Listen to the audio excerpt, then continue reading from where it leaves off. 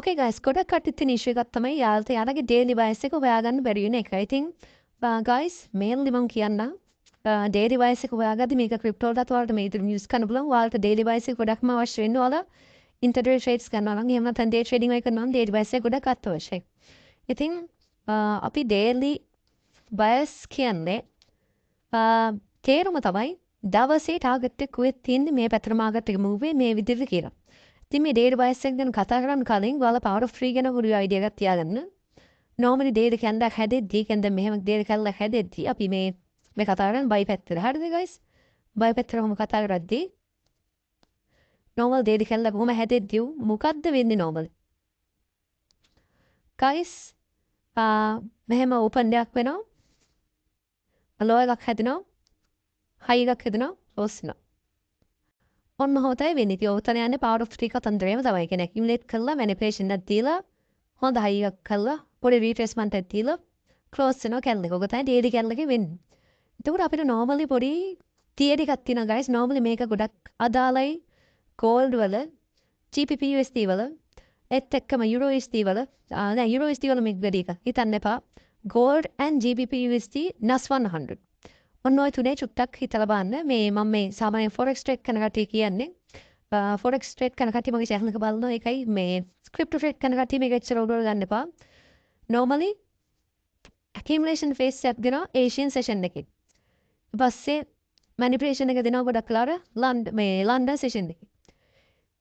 ඊට පස්සේ distribution එක දෙනවා New York එකේ. හරිද guys? ඉතින් ඔන්න ඔහොම කෑලි වලට මේක කඩා ගන්න පුළුවන්. එතකොට ඔයාලට තියෙන ලොකු දෙයක් ඉගෙන ගන්න මේකේ. ලොකු දෙයක් කියන්නේ ලොකුත් නෙමෙයි. සාමාන්‍යයෙන් මේ trade daily bias එක හොයාගද්දි කොයි පැත්තද යන්නේ කියලා.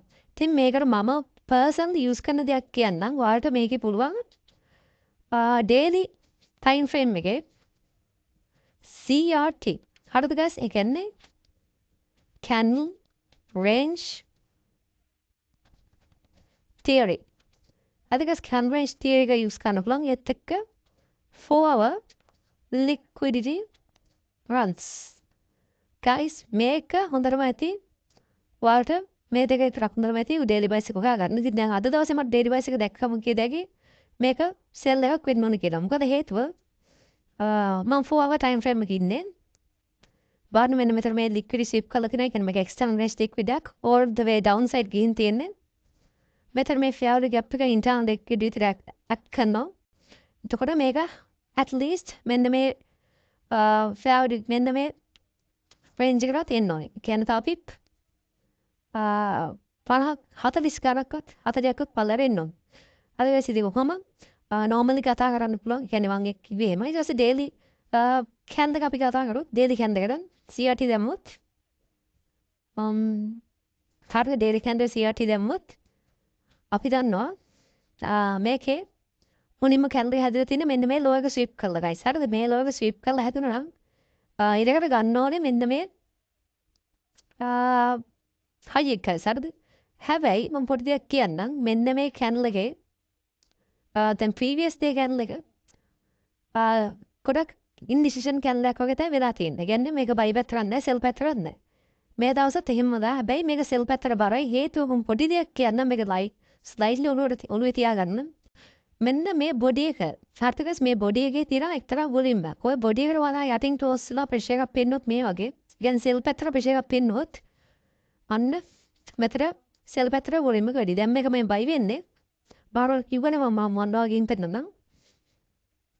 මෙන්න මේ මෙතන තියෙන fair value gap එක වගේ ඇවිල්ලා වන්නවා. මේක ඕන විදිහට refine කරගන්න පුළුවන්. ඇවිල්ලා තමයි sell එක දෙන්නේ. sell එක දෙද්දී අපිට expect කරන්න පුළුවන් at least මෙන්න මේකටවත් sell වෙයි කියලා. හරිද guys? ඕක මේ internet exam විදිහට ගන්න පුළුවන්. ඉතින් මෙතන OTE එකත් trace කරනවා නම්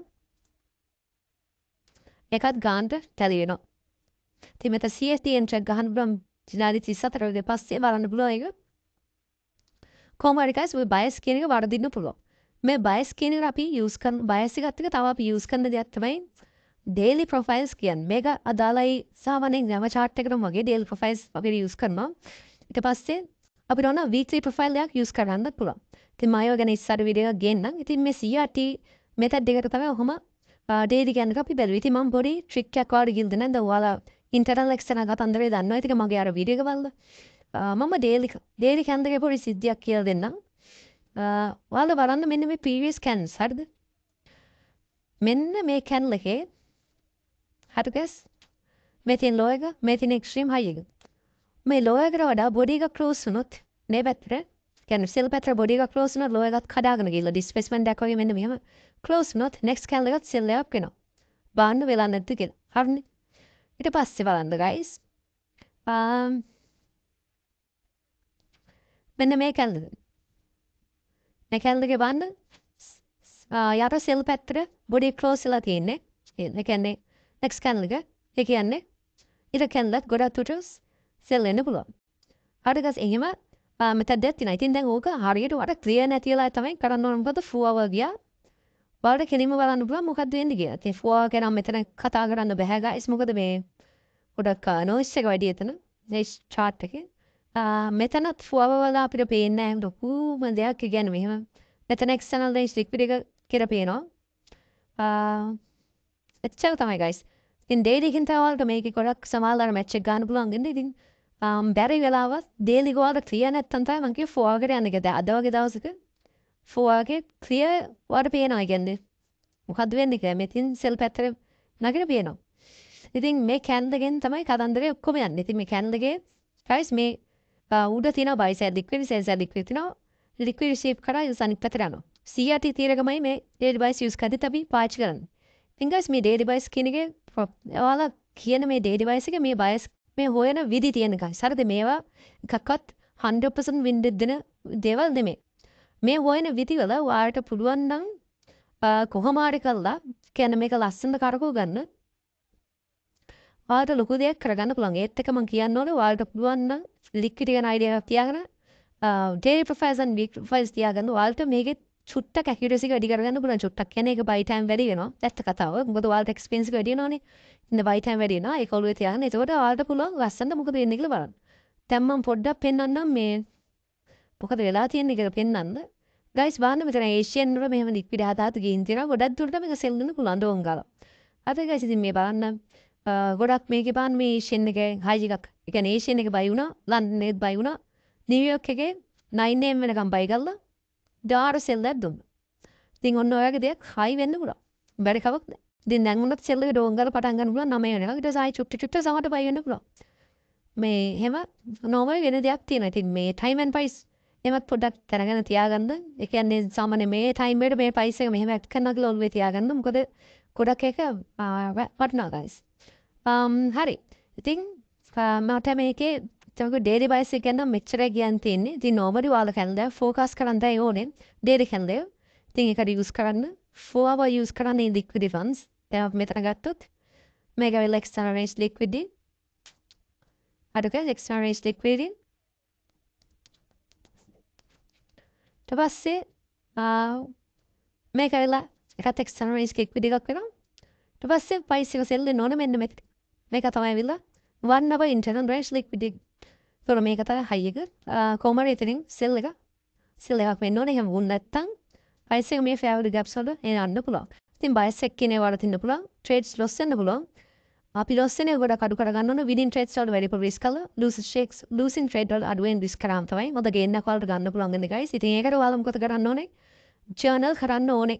ඉතින් ඔයාලට මේ daily bias කියන එක improve කරගන්න පුළුවන් වෙන්නේ guys. journal කරොත් විතරයි. මොකද ඒතකොට තමයි ඔයාලා දන්නේ හරි මට මේ දවස්වල trade කරාම මෙහෙම දෙයක් තමයි සිද්ධ වෙන්නේ. එහෙම කියලා දැනගන්නවා. ඉතින් මම next තව වීඩියෝ එකක් ඔයාලට ගේන්නම් psychology සම්බන්ධයෙන්. ඔයාලට trading and life එක ඕනම දෙයක් improve කරන්න පුළුවන් ලේසිම විදියක් තියෙනවා.